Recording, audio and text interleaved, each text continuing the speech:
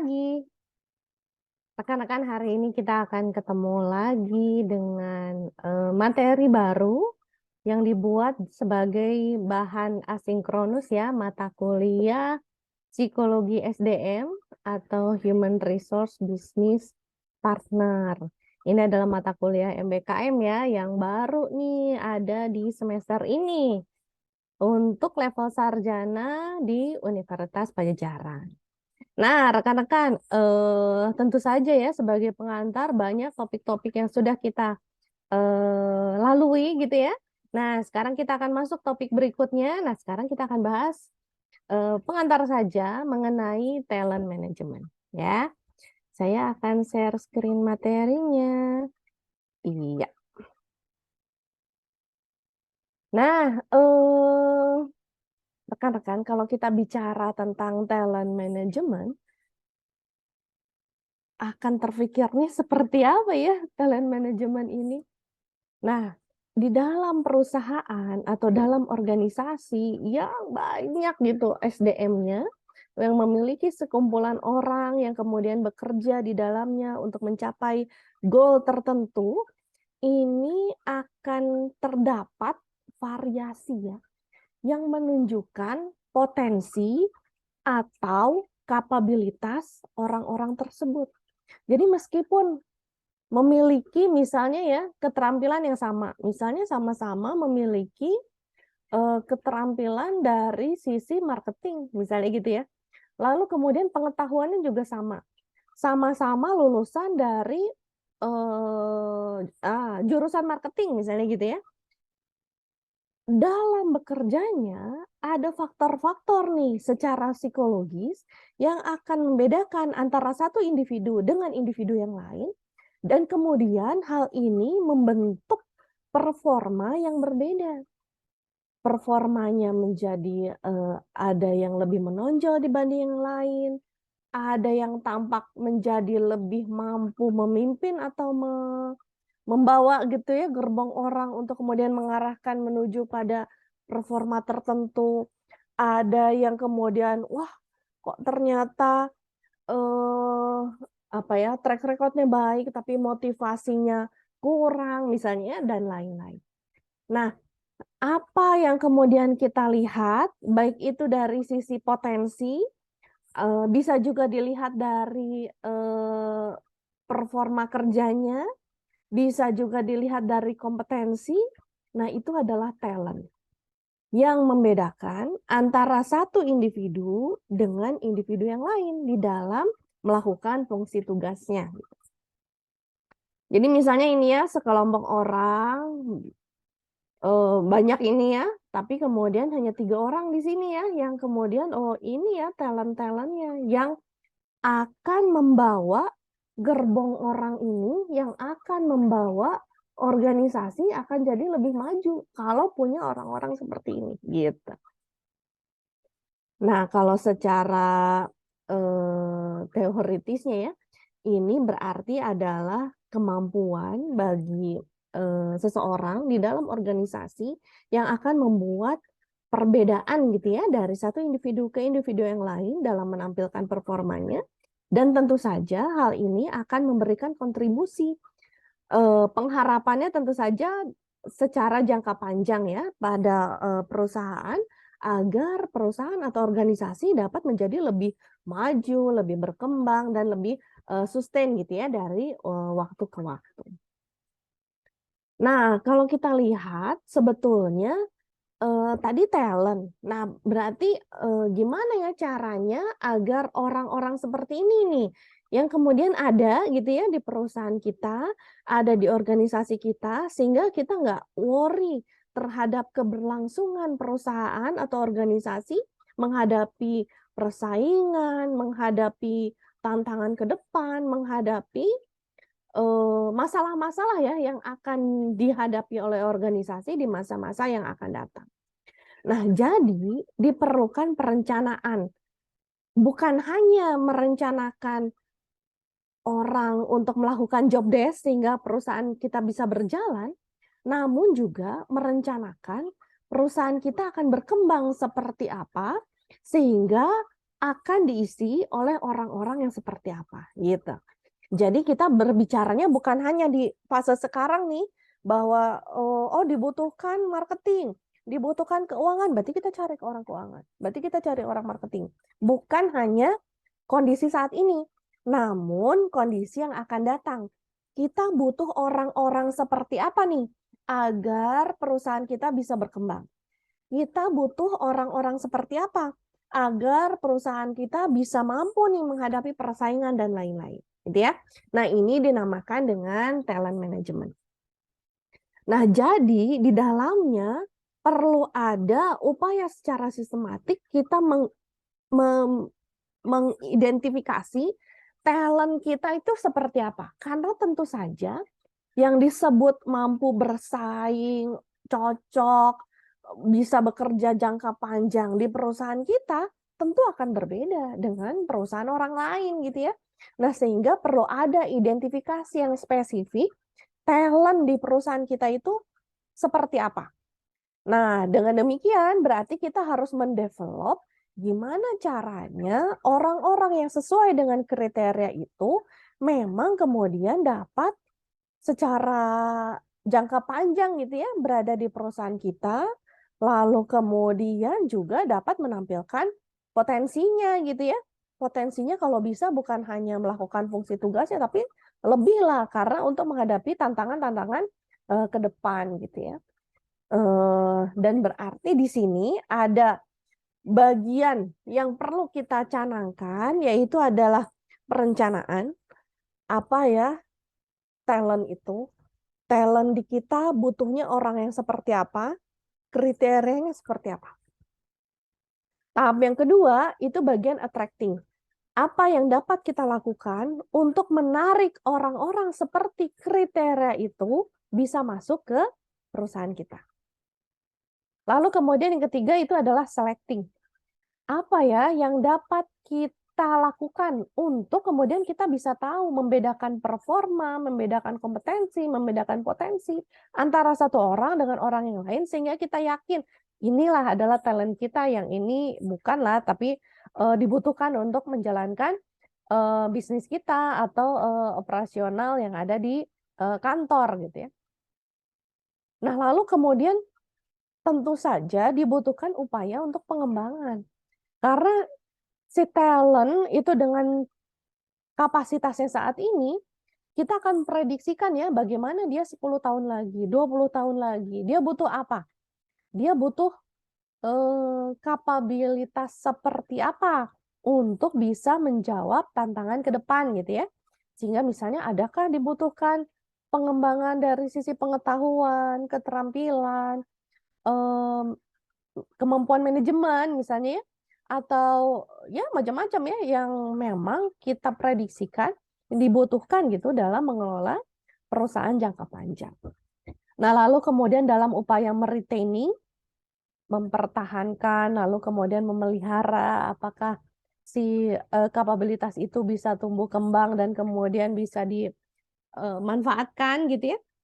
Dan kemudian fase transitioning. Jadi artinya tentu saja akan ada upaya yang dilakukan secara berbeda untuk mempertahankan si talent ini bisa berfungsi optimal dalam perusahaan, bisa berfungsi jangka panjang, lalu kemudian memang bisa dikembangkan ya sesuai dengan kebutuhan dari perusahaan tersebut.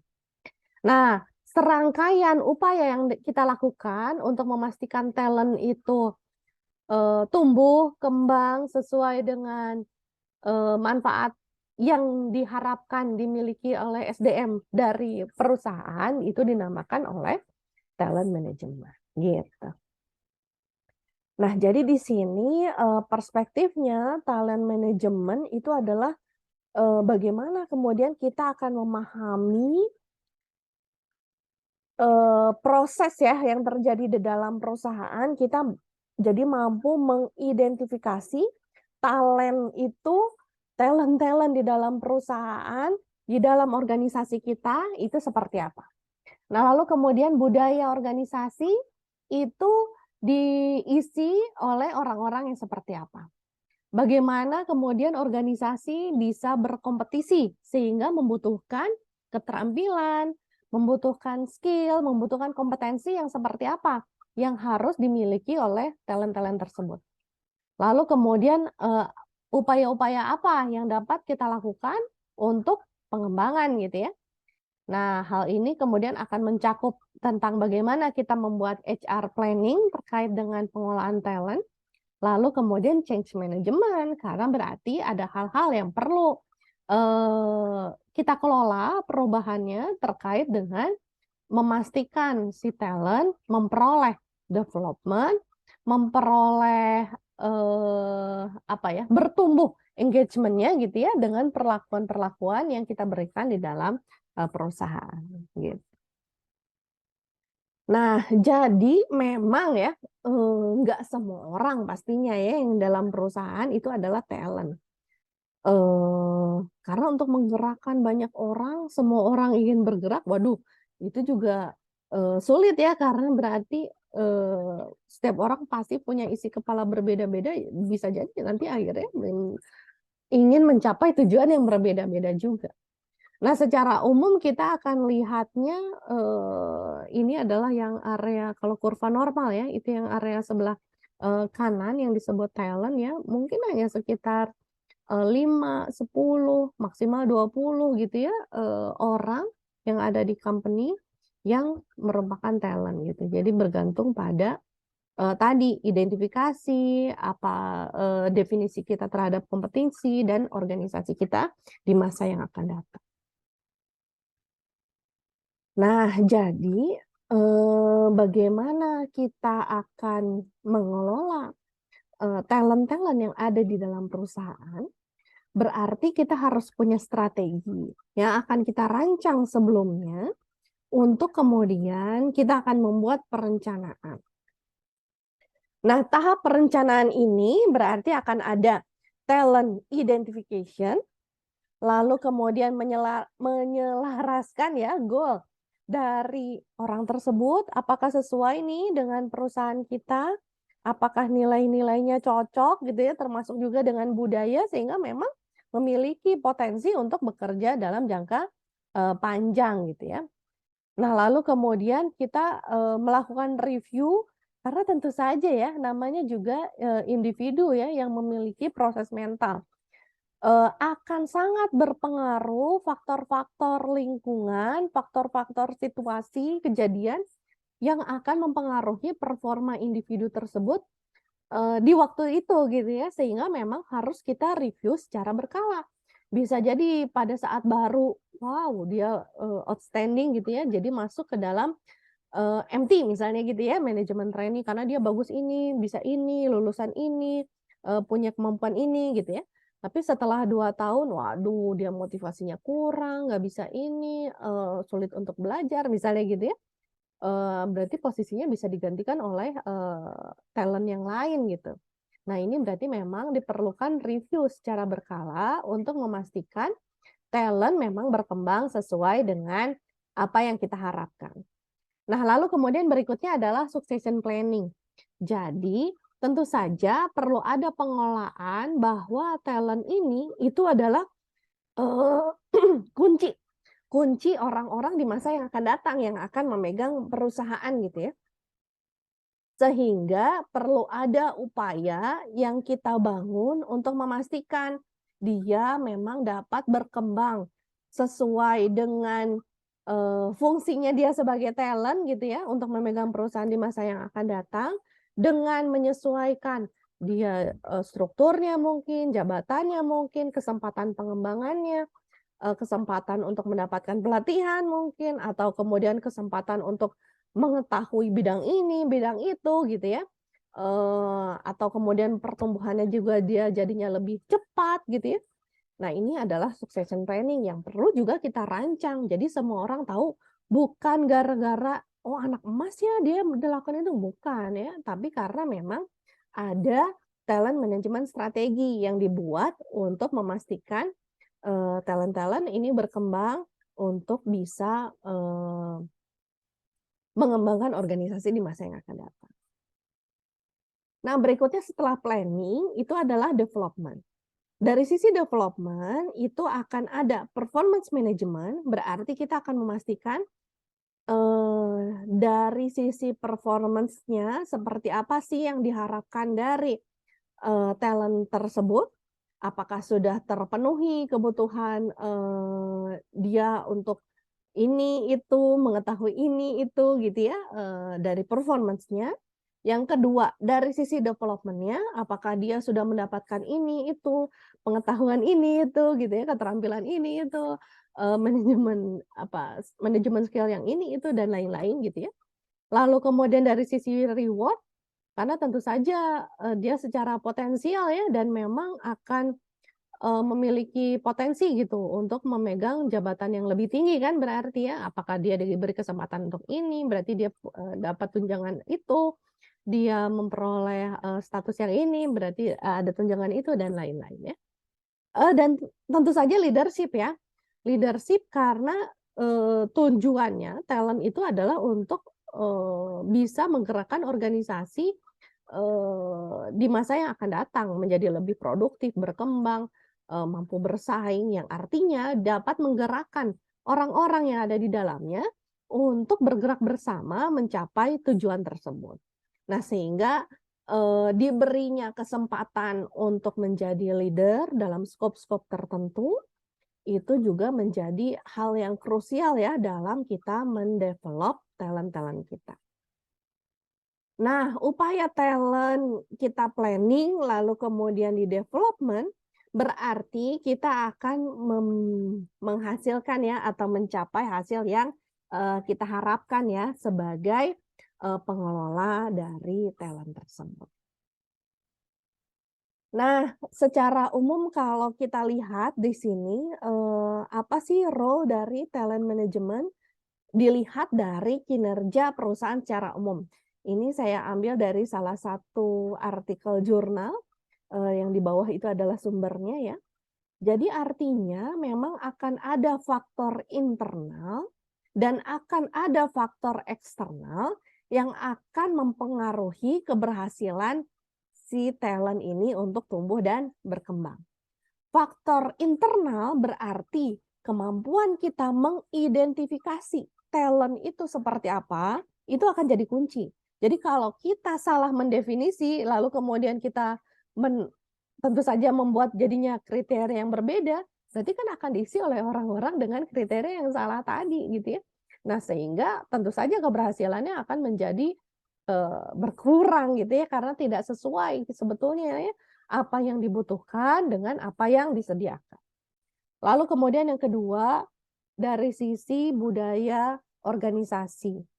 Bagaimana kita mengenali budaya organisasi sehingga akan ditempati oleh individu-individu yang seperti apa, dan kemudian akan mengembangkan organisasi seperti apa, itu akan menjadi penting ya. Lalu kemudian struktur dari organisasi. Bagaimana kemudian talent-talent ini bisa tumbuh dan berkembang di dalam perusahaan gitu ya, melalui struktur tertentu. Nah, ini juga akan menjadi, poin gitu ya untuk memastikan talent-talent kita tumbuh dan berkembang. Berikutnya itu adalah organisasional strategi. Jadi strategi apa yang kita bangun untuk membuat organisasi tumbuh dan berkembang dengan talent-talent yang ada di dalamnya. Bisa juga dilihat dari history yang ada, seperti apa yang sudah ada sebelumnya gitu ya, sehingga kita bisa berkaca dari pengalaman sebelumnya untuk kemudian mengembangkan yang sekarang itu seperti apa. Lalu kemudian dari tugas dan tanggung jawab dari pemegang jabatan itu seperti apa. Lalu kemudian dikaitkan dengan human resource management process, misalnya dari faktor rekrutmen, bagaimana membuat karir path, terutama dalam pengelolaan talent. Lalu kemudian kita memastikan dari financial condition dari company untuk tadi ya, masalah reward yang tadi. Dan yang kemudian yang tidak kalah penting itu adalah dalam membuat talent pool. Itu adalah untuk memastikan bahwa kita akan mengelola sekelompok talent yang dinamakan dengan talent pool itu untuk kemudian di-develop dan dikembangkan. untuk kemudian nanti akan, disebar gitu ya untuk, menduduki posisi-posisi tertentu. Nah, itu dari faktor internal. Dari faktor eksternal tentu saja dari kondisi ekonomi secara umum. Bagaimana kompetisi yang terjadi di lapangan? Bagaimana sih persaingan? Bagaimana sih kondisi nasional gitu ya? Sehingga akan mempengaruhi kebijakan-kebijakan yang akan kita berlakukan terkait dengan perusahaan dengan, kondisi lingkungan saat ini gitu. Nah, hal ini akan mempengaruhi bagaimana kita akan membuat talent management program, berarti prosesnya seperti apa, target employee-nya seperti apa, tujuannya berarti kayak gimana gitu ya, dengan feature-feature yang seperti apa yang akan, didapatkan, akan dialami, beserta waktunya ya. Kapan reviewnya, kapan kemudian kita melakukan develop-nya, kapan kemudian mereka, di-feedback gitu ya, dan lain-lain. Dan hal ini tentu akan mempengaruhi si talent-talent secara individu ataupun secara organisasi atau perusahaan ya, sehingga kita perlu juga, mengetahui ya faktor evaluasinya dilakukan seperti apa, sehingga kita tahu perlakuan dari talent management ini apakah sudah memberikan efek atau dampak atau belum gitu ya, sehingga, diperlukan evaluasi untuk mengetahui keberhasilan dari proses talent management yang kita lakukan tersebut. Nah, bagaimana kita mengelola talent pool, jadi orang-orang yang talent tadi, ini kita bisa lakukan dalam talent matrix. Talent matrix berarti kita, tentu setiap orang walaupun tergolong talent semua gitu yang tadi dalam, kurva normal, curve bell itu yang area sebelah kanan, itu tuh sebetulnya terdiri dari orang-orang yang memiliki role berbeda. Pekerjaannya bisa jadi beda, latar belakangnya beda, lalu kemudian, pengalamannya beda gitu ya. Nah, kita bisa kelompokkan agar kita bisa memberikan development yang pas sesuai dengan kondisi mereka. Nah, yang paling sederhana itu adalah kita kelola dengan melihat bagaimana output dan result, jadi performance yang dia tampilkan dibandingkan dengan capability orang tersebut. Kita bagi menjadi 4, di mana ada kategori low dengan high. Jadi kalau low dan low berarti adalah, ya kalau low dan low bukan talent nih sebetulnya ya, jadi kita bisa keluarin nih dari talent pool. Kalau dia output-nya masih low, tapi capability-nya high, berarti dia, tergolong pada future talent. Talent yang masa yang akan datang. Berarti gimana nih hal yang kita akan lakukan untuk mendevelop agar dia bisa performanya optimal. Kalau dia low dan high, jadi maksudnya capability-nya sebetulnya sih, rendah, tapi performanya bagus banget. Nah, ini adalah talent. Karena sudah terbukti ya bisa membawa kemajuan bagi organisasi atau perusahaan. Nah, kalau dia high dan high, jadi output-nya bagus, kapabilitasnya juga bagus, berarti dia adalah top talent. Jadi, wah ini perlu dijaga hati-hati ya agar jangan berpindah nih ke perusahaan yang lain karena akan rugi banyak dari idenya, dari kemampuannya untuk membawa perusahaan, maju dan berkembang. Ini versi yang sederhana, bisa juga versi-versi yang lain, contohnya yang ini. Ini adalah kita pakai, 9 box ya, ada 6 box juga, ada yang wasteboard, model gitu ya, macam-macam. Ini contoh yang lainnya kalau kita menggunakan talent matrix menggunakan 9 box. Jadi nggak dibagi 4, dibaginya 9. Jadi ada kategori low, moderate, dan high. Jadi ada yang kategori rendah, sedang, dan tinggi. Kategorinya itu kita yang tentukan. Potensi yang sedang itu seperti apa kita yang tentukan. Jadi kita yang mengetahui potensi-potensi orang dalam mengelola sesuatu di dalam perusahaan kita yang sedang itu yang kayak gimana. Termasuk juga performance. Performance yang sedang di dalam perusahaan kita tuh yang kayak gimana gitu kan kita yang tahu gitu ya. Misalnya dari penilaian kinerja lah, atau dari penilaian ini, atau dari mana, dari assessment, dari apa, itu kita yang nentukan sendiri. Nah, kategorisasinya, jadi kalau low dengan low, ini berarti beresiko ya, lebih baik dikeluarin aja dari talent, ngapain kita, ngurusin yang gini gitu ya. Kalau dia potensinya low, performance-nya moderate, jadi dia average, performance-nya, eee, ya ini so-so ya, bisa dikeluarin. Ini sebetulnya kalau yang merah itu adalah ya potensial dikeluarin aja gitu dari, talent pool. Kalau yang kuning itu masih, moderate ya dipertahankan, yang ijo, nah ini yang sangat potensial gitu ya, karena dia, high performer, pasti high potensial dan kategori star gitu ya, sehingga kalau kehilangan mereka, waduh kita kehilangan, banyak nih karena SDM inilah yang tergolong SDM unggul gitu ya, jadi talenta unggul.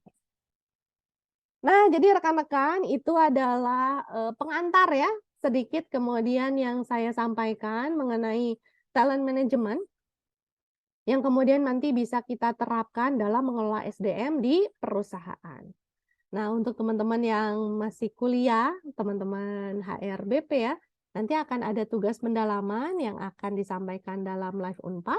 Untuk teman-teman yang lain, kita akan ketemu dalam topik-topik yang lain ya terkait dengan materi ini. Terima kasih semuanya. Assalamualaikum warahmatullahi wabarakatuh.